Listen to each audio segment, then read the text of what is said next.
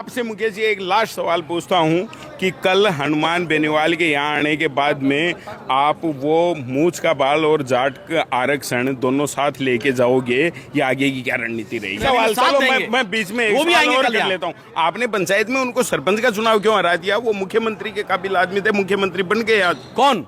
भजनलाल जी। नहीं, भजनलाल जी सरपंच रहे हैं।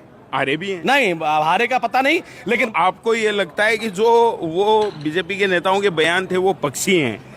देखो हमारे बोले कि हनुमान बेनीवाल की हिम्मत है, हमारे भरतपुर में आगे दिखाए, एक्सेप्ट किया चैलेंज, किस तरीके से देखते हैं? ये वो मूछ का सवाल वाली बात क्या थी? अमित शाह जी ने कहा था कि स्पष्टीकरण आ गया, मान लिया।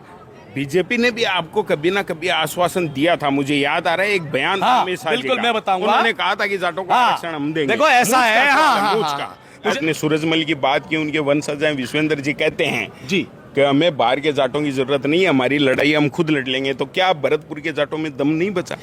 मैं बात काटूंगा आपकी। नमस्कार दोस्तों, मैं विक्रम, आप देख रहे हैं रंगीलो झुंझुनू। रात के लगभग 10 बज चुके हैं, अभी भरतपुर में हूं और ये वही नुमाइश मैदान है जहां आरएलपी सुप्रीमो, जिसे उनके समर्थक बड़े प्यार से नाई योद्धा कहते हैं, और कहते हैं कि आरक्षण जाटों के लिए मांगने के लिए कल 22 तारीख को यहाँ पे आ रहे हैं। उनके समर्थक हैं, वो बड़ी संख्या में हमारे साथ हैं। रात ये 10 बजे का टाइम है। मेरे सहयोगी से कहूँ एक बार चारों तरफ घुमा के दिखा दे कि पांडाल, ये रणभूमि सज चुकी है और एक तरीके से आखिरी कॉल ये जाट आरक्षण के लिए दिया गया है। आप यहाँ पे तैयारियों में कई तरीके से सजे बैठे हैं, पीछे भी काफी संख्या में लोग हैं, मीडिया का जमावड़ा भी पूरा है और कार्यकर्ता जो हैं वो भी हैं। यहाँ हमने एक चीज और देखी है कि कुछ विवाद चल रहा था।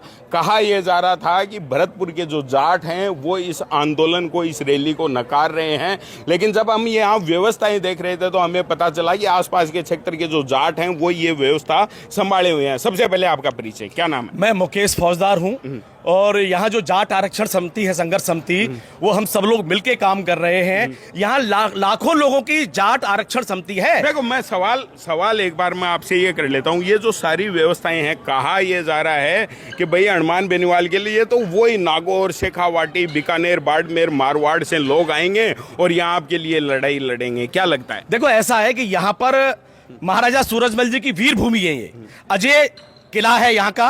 80 बार युद्ध लड़े थे महाराजा सूरजमल जी ने, आतताई शक्तियों का नाश किया था और इस किले को कभी कोई जीत नहीं सका, सबको पराजय का मुंह देखना पड़ा। उस वीर धरा पर यहाँ पर कल किसानों की आवाज मजबूत करने के लिए, नौजवानों के लिए, गरीबों के लिए, पीड़ितों के लिए उत्तर भारत का सबसे बड़ा लड़ाका हनुमान बेनीवाल कल यहाँ आ रहे हैं और लाखों की संख्या में यहाँ लोग एकत्रित होंगे। जिस तरह प्रधानमंत्रियों की रैली होती है ना, जिस तरह चौधरी चरण सिंह जी किसानों के लिए लड़ते थे, लाखों लोग दिल्ली को घेर लिया करते थे, जिस तरह चौधरी देवीलाल जाटों के लिए, किसानों के लिए, 36 कौम के लिए संघर्ष किया करते थे, वो भी दिल्ली को घेर लिया करते थे। मैं बात काटूंगा आपकी। हनुमान बेनीवाल चौधरी चरण सिंह की तरह, पुराने नेताओं की तरह वो घेर लेगा, ये कर लेगा, सारी चीजें कर लेगा, लेकिन यहाँ के महाराजा विश्वेंद्र सिंह के, आपने सूरजमल की बात की, उनके वंशज हैं विश्वेंद्र जी कहते हैं जी कि हमें बाहर के जाटों की जरूरत नहीं है, हमारी लड़ाई हम खुद लड़ लेंगे। तो क्या भरतपुर के जाटों में दम नहीं बचा? देखो ऐसा है कि महाराजा विश्वेंद्र सिंह जी का डंका तो भरतपुर जिले में चलता है और महाराजा साहब 36 कौम के सम्माननीय हैं, आदरणीय हैं। सुन लीजिए आप, क्योंकि हमारा राजवंश जिसकी गाथाएं, यहाँ जाट ही नहीं, यहाँ का वैश्य समाज भी, यहाँ का ब्राह्मण समाज भी। जाट से जाट क्यों लड़ रहा है? लड़ कहाँ रहा है? हम गंगा जी तक के जी ये क्यों करेंगे, हमें बाहर वालों की जरूरत नहीं, क्यों? अरे भाई, हम गंगा जी तक के, आपने सुना है जाटों का एक नारा सुना है, वो कहते हैं कि हम जब वक्त पड़ता है ना, जब हमारी आवाज उठाने का टाइम मिलता है, जब किसानों की जो 3 जिलों के लोग हैं, भरतपुर, धौलपुर, डीग, इनको आरक्षण नहीं मिल रहा है, अब कोई अलगाव नहीं है, कोई किसी प्रकार का विरोध नहीं है यहाँ जाटों के अंदर। गंगा जी तक के जाट ये आपका स्पष्टीकरण आ गया, मान लिया।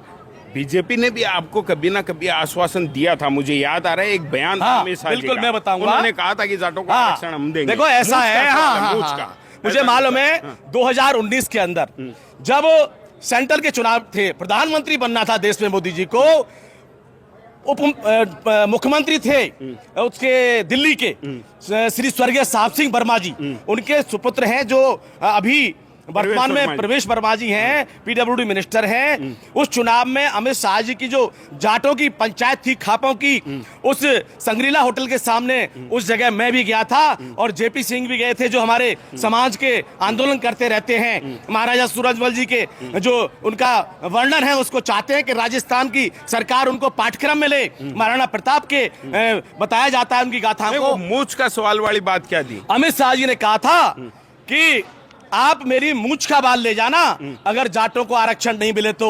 उन्होंने, मैं भी था उस ग्राउंड में, उस प्रवेश वर्मा जी के घर में लॉन में मीटिंग थी। गृह मंत्री देश के अमित शाह जी ने कहा था मेरी मूछ का बाल ले जाना। भरतपुर के पूरे उत्तर प्रदेश के जो जाट हैं और जो यहाँ के जाट हैं जिनको केंद्र में आरक्षण नहीं मिला है, जितने भी जाट हम बचे हैं 5-7 स्टेटों के, उनको सेंट्रल में मैं आरक्षण दूंगा। लेकिन भाजपा की सरकार 19 के बाद ये आ गई। अब तीसरी तो बार आपको क्या लगता है वो मूछ वाला बाढ़ कल यहाँ कहीं दिखाई देगा? यहाँ जलजला होगा, यहाँ पर ऐतिहासिक रैली होगी। यहाँ राजस्थान के ही नहीं देश का जाट उमड़ेगा कल यहाँ पर। कल जाटों का कुंभ लगेगा यहाँ पर। जैसे प्रयाग जाते हैं, इलाहाबाद जाते हैं, कल हनुमान बेनीवाल आ रहे हैं। उत्तर भारत के सबसे बड़े लड़ाके किसान धरतीपुत्र कल यहाँ पर अपनी सेना को लेके 2000 गाड़ियों के साथ कूच कर रहे हैं। आपके जोश को देख के यहाँ लोग डरने लगे। लेकिन एक सवाल मैं और कर लेता हूँ। भजन लाल जी आपके इसी जिले से आते हैं और बीजेपी के कुछ नेताओं के बयान बहराना धाम आंदोलन के बाद में आए थे, बोले कि हनुमान बेनीवाल की हिम्मत है हमारे भरतपुर में आगे दिखाए, एक्सेप्ट किया चैलेंज। किस तरीके से देखते हैं? ये कोई बात नहीं है। हनुमान बेनीवाल एक शेर की तरह है, बब्बर शेर की तरह। जब वो निकलते हैं ना, तो आप जानते हो शेर जब निकलता है तो पक्षी कॉलिंग करते हैं, मानते हो ना? शेर निकलता है तो आसपास के जितने भी पक्षी हैं वो कॉलिंग करते हैं, उनको मालूम होता है कि शेर आ रहा है, बब्बर शेर आ रहा है। तो कल भरतपुर में हनुमान बेनीवाल आ रहा है। तो आपको ये लगता है कि जो वो बीजेपी के नेताओं के बयान थे वो पक्षी हैं? देखो, हमारे नदबई के विधायक भारत के विदेश मंत्री स्वर्गीय श्री नटवर सिंह जी के सुपुत्र, जो भारत का उन्होंने प्रतिनिधित्व किया पूरी दुनिया के अंदर और भरतपुर की पहचान भारत में दिलाई और भारत की पहचान विदेशों में दिलाई, उनके कुंवर जगत सिंह जी मेरी विधानसभा नदबई से हैं, जहां के अटारी गांव के मुख्यमंत्री रहने वाले हैं। मुख्यमंत्री जी भी अटारी के, हमारी पंचायत पास में ही तो है। तो वहां के जो विधायक हैं उन्होंने ऐलान किया है कि लेकिन एक सवाल, चलो मैं बीच में एक सवाल और कर लेता हूं। आपने पंचायत में उनको सरपंच का चुनाव क्यों हरा दिया? वो मुख्यमंत्री के काबिल आदमी थे, मुख्यमंत्री बन गए आज। कौन? भजन लाल जी। नहीं, भजन लाल जी सरपंच रहे हैं। हारे भी हैं? नहीं, हारे का पता नहीं, लेकिन सरपंच रहे हैं। नहीं, सरपंच रहे हैं, अच्छे हैं, हमारे क्षेत्र के हैं, भरतपुर का विकास कर रहे हैं। चलो मैं आपसे मुकेश जी एक लास्ट सवाल पूछता हूं कि कल हनुमान बेनीवाल के यहाँ आने के बाद में आप वो मूछ का बाल और जाट का आरक्षण दोनों साथ लेके जाओगे या आगे की क्या रणनीति रहेगी? देखो, मूछ के बाल की भी बात हुई थी। देखो, मैं आपसे कहना चाहता हूं, मूछ के बाल की बात कर रहे हो ना, कल भरतपुर में जलजला उठेगा और कल ही शाम तक सरकार को आरक्षण की घोषणा करनी पड़ेगी। अगर नहीं हुई तो इन जाटों ने दिल्ली जीती है भाई। अब तो यहाँ 3 जगह हैं, डीग, धौलपुर, भरतपुर। और धौलपुर से तो महारानी वसुंधरा राय सिंधिया आती हैं, वो भी जाट राजघराने में ब्याही हैं। आपकी मदद कर रही है क्या कहीं अंदर खाने? सबका आशीर्वाद है, महाराज साहब का भी आशीर्वाद है, गिरिराज जी का भी आशीर्वाद है। हम गंगा जी तक के जाट एक हैं, आपस में लड़ेंगे नहीं। आज तक लड़े हैं तभी तो मुख्यमंत्री नहीं बने। हम 22% लोग हैं राजस्थान में, लेकिन मुख्यमंत्री आज तक नहीं बनाया हम लोगों को। बीजेपी खेलती रही, इधर कांग्रेस खेलती रही, हमको लगातार कठपुतली बनाती रही। अब जाट जाग चुका है, अपना हक, अपना जो अधिकार है उसको लेके रहेगा, अनुशासन से काम करेंगे। हनुमान की सेना उपद्रव वाली नहीं होती है। हनुमान की सेना जो यहाँ आएगी वो किसी पार्टी की रैली नहीं है। कल हनुमान भरतपुर, डीग और जो धौलपुर के जाट हैं उनको आरक्षण दिलाने के लिए, अपने भाइयों के लिए, यहाँ पर ताकत दिखाने के लिए, क्योंकि सरकार संविधान में क्या है, सरकारें बनती हैं। यहाँ बंगाल में शुभेंदु की बन गई, यादव चला रहे हैं, मध्य प्रदेश में यहाँ हमारे अटारी के भजन लाल जी चला रहे हैं। ऐसा बैठेगा, हनुमान जी के प्रशंसक भरतपुर जिले के घर घर में हैं। अच्छा। और हाँ, यही तो बात है। महाराजा सूरजमल का जो यहाँ पर वीर भूमि है ना, ब्रज कहते हैं इसको, यहाँ पर बांसुरी भी बजाई जाती है और यहाँ पर कृष्ण भगवान इस उंगली में सुदर्शन भी घुमाते हैं, तो कल यहाँ पर इसी स्टेज पर हनुमान दुष्टों का बेनीवाल नाश होगा। अरे हनुमान बेनीवाल शुरू में बांसुरी बजाएंगे और अंत में सुदर्शन चक्र चलाएंगे। जब चक्रधारी चक्र चलाते हैं ना, तो हर बात मानी जाती है। जाट आरक्षण लेके रहेंगे, ये आपसे दावा करते हैं। अभी मुकेश जी आपका धन्यवाद, लेकिन अभी आप यहीं रहना। मेरे सहयोगी से कहूं भाई, इधर हमारे मीडिया के साथी भी हैं, टकला जर्नी भी यहाँ पे है, और इन सब लोगों को साक्षी मान के मैं एक बात कह रहा हूं कि रात के लगभग 10 बजे का टाइम है।